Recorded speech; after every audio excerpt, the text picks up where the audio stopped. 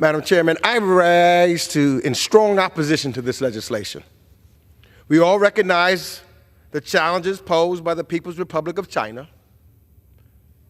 The Biden-Harris administration and this body are clear-eyed about the PRC, who is our foremost geopolitical challenge.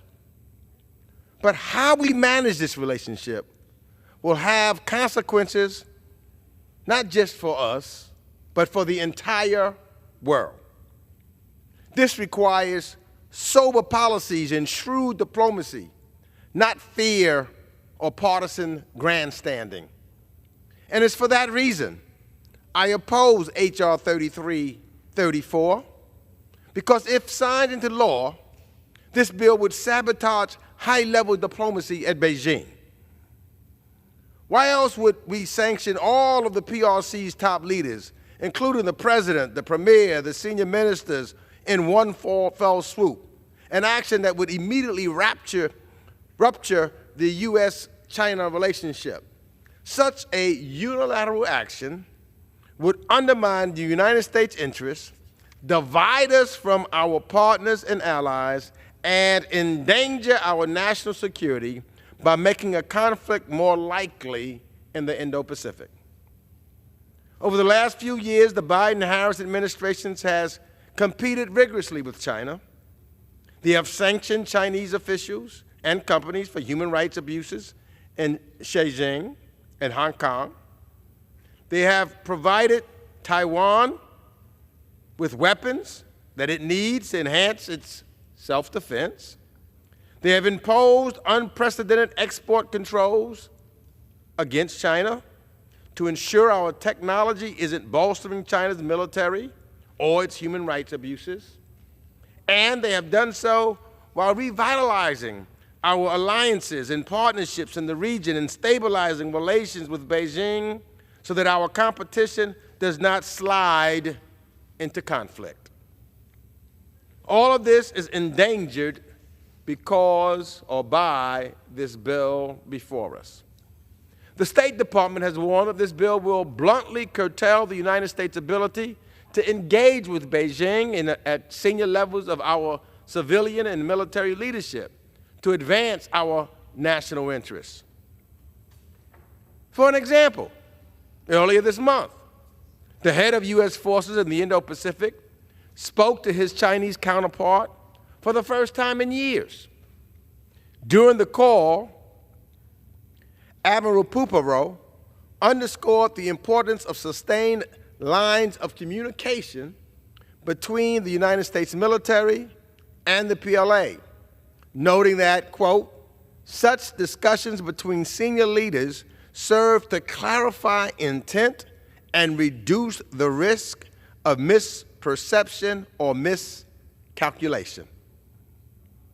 So if we want to keep the American people safe and lower the chance of an accidental crisis on the Taiwan Strait or in the South China Sea, we have to talk to China. We already know that sanctioning its leaders is counterproductive. Beijing's last defense minister refused to meet with Secretary Lloyd Austin because of U.S. sanctions. Engagement is necessary. Engagement through senior level conversations, engagements between Biden and President Xi. The Biden-Harris administration has restored open channels of communication with Beijing. Remember, even during the Cuban Missile Crisis, and we were talking with Russia at the time, there was always dialogue and conversation that probably prevented a nuclear war back then. So that is something that we should take knowledge of. Conversation, diplomacy, preventing an accidental war. That's why this bill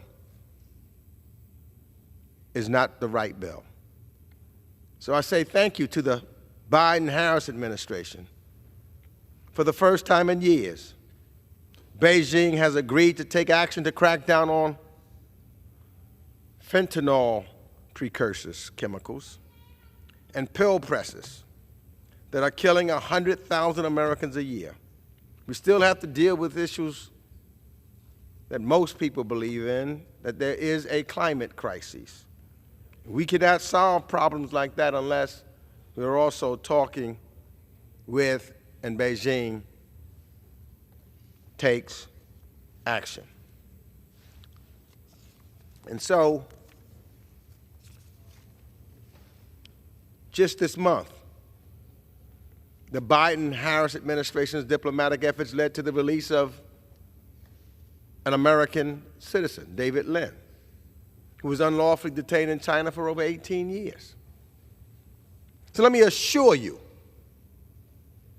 if this bill becomes law, it will be next to impossible to secure the return of the 2 remaining wrongfully detained Americans in China.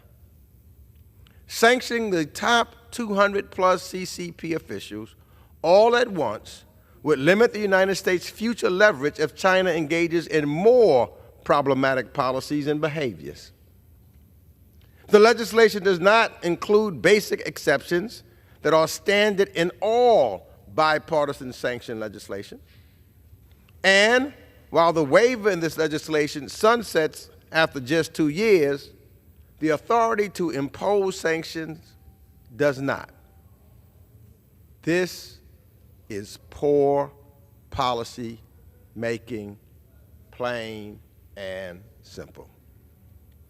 So I oppose this dangerous and counterproductive bill, which will do nothing to help the Uyghurs, the Hong Kongers, and the people of Taiwan, while making it incredibly difficult to engage China to advance any U.S. interests, whether it's fentanyl, regional security, Taiwan, human rights, or IT theft. So I must oppose this measure and urge all of my colleagues, all members, to do the same. And with that, I reserve the balance of my time.